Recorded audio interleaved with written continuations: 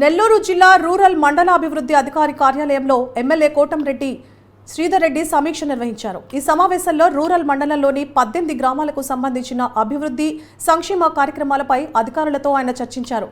గ్రామాలలో అభివృద్ధి పట్ల అర్హులైన ప్రతి ఒక్కరికి సంక్షేమాన్ని అందించడం పట్ల ప్రత్యేక దృష్టి పెట్టాలని అధికారులను ఆదేశించారు. కాగా ఈ సమీక్షలో వివిధ శాఖలకు చెందిన అధికారులు, ప్రజాప్రతినిధులు పాల్గొన్నారు. రూరల్ నియోజకవర్గంలో 18 గ్రామాలు ఉన్నాయి. నెల్లూరు రూరల్ మండలం. ఆ 18 గ్రామాలకు సంబంధించి ఏదైతే అధికారులతో అభివృద్ధి కార్యక్రమాల మీద, ఆ యొక్క సంక్షేమ పథకాల మీద సమీక్షా కార్యక్రమం ఈరోజు జరుగుతుంది.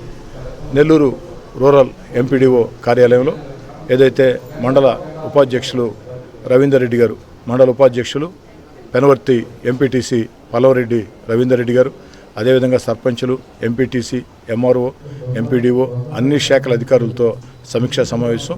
ఈరోజు ఈ సమీక్షలో ఆ యొక్క 18 గ్రామాల సమస్యలను గుర్తించి వీలైనంత త్వరలో ఆ సమస్యల పరిష్కారం కోసం కృషి చేస్తామని ఆ యొక్క సమీక్షలో ప్రత్యేకంగా పాల్గొని వారందరికీ సూచనలు ఇచ్చేదని రావడం జరిగింది.